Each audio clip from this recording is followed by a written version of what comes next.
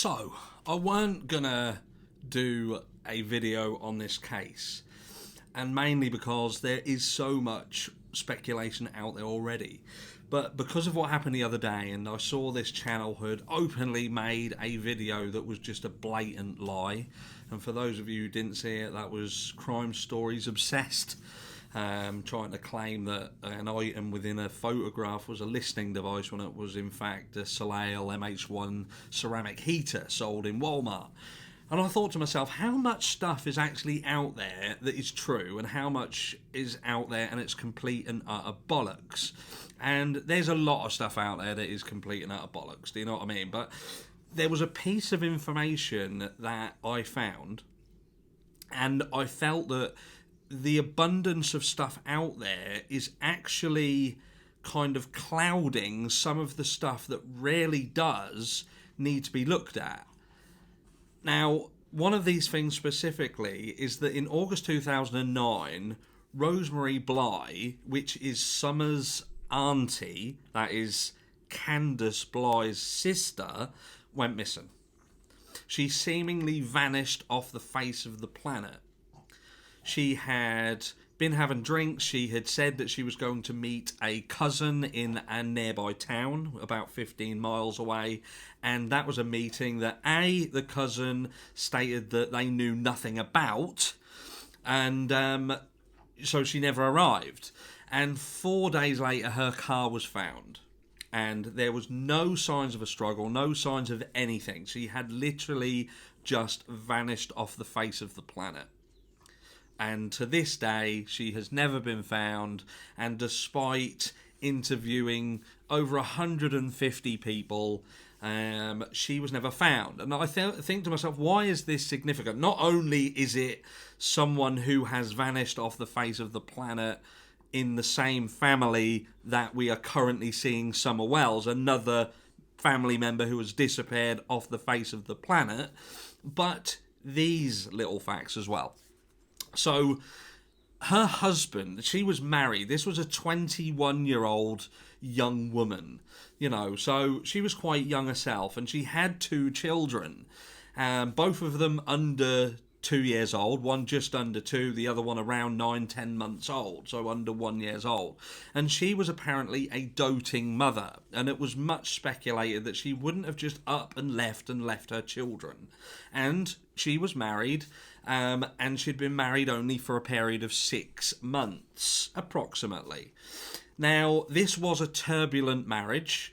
It was stated that the police had been called to domestic abuse kind of calls, and there was kind of an argument as to who was the antagonist of this. Was it Rose herself, or was it her husband, Christopher Larson? Now, there's, again, I don't want to go too much into that because a lot of it is speculation. He'd apparently grabbed her, she had apparently slapped him, he'd grabbed her and headlocked her and slammed her into the ground and all sorts of things, and that's couple's business, and I don't know about it, you don't know about it, the only people who know about it is those 2 people. But look, they had a turbulent marriage, and there was these 2 young children. But one of the strange things is that Larson had, not long after she'd gone missing, and I'm talking around 3 weeks' time, he had filed for divorce and for sole custody of the children. Now, bearing in mind he had loved this woman enough to have children with her, to marry her 6 months previously, his mindset now is when this woman has gone missing, and let's not forget, so her car's found, keys missing, and which that in itself is very odd, the keys being missing. When you think about it, if she'd have been taken in a struggle, for argument's sake, would they have taken the car keys, or would they have left the car keys with the vehicle? Would they have still been in the ignition? We don't know. But anyway, so he has filed for divorce and, the custody of these little girls. And his argument to this was, look, she could turn back at any time and take the children. Now, that to me is bollocks, because that's not really something that I think someone of a normal mindset would be thinking at this time. This is quite strategic in your own world, isn't it? This is looking after your own needs rather than thinking, what has happened to this woman? Where is she gone? And I say, she's 21 years old and the mother of his children. Now, I'm not saying he's involved in Summer's case. That's not for me to say. But it gives you an overall feel of the family itself. Now, Don has himself, which is Summer's dad, referenced this case and has used it to state the similarities between them and the fact that that's why he feels that he has to give up hope that they will find Summer. So he is actually thinking back to this. And I'm not saying it's unusual to think about it, but I feel that it's a little bit unusual when it's your own child that's missing to yet again go down this defeatist road. Do you know what I mean? We've seen other missing child cases where the parents refuse to give up. They refuse to let go. They fight with every ounce of strength that they have, is that their child is out there, their child is safe, they are going to be found. But this seems like a very, very defeatist family. Someone goes missing in 2009.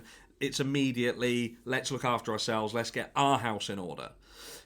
Summer goes missing. Let's look after ourselves, let's get our own house in order. Very defeatist. They're not going to be found. Now, if we look at it from a different angle, we also have to look, did Rose just fuck off and leave the children? I find that hard to believe, but if she did, it also shows a fundamental flaw in her connection with her children. Let's not forget that there was a domestic abuse issue within there, and she had made claims that he had been violent towards her. So why would she actively then fuck off and leave her children, young children, with someone who she would deem to be violent? And if she did indeed do that, then you would have to then question whether that is something that would run in the blood of Candus, Rose and Grandus. Do they just not have this maternal element within them? We don't know, but look, at the end of the day, you've got a missing girl who's the niece of someone who went missing several years ago in very, very similar situation. What I mean is she went and vanished off the face of the planet.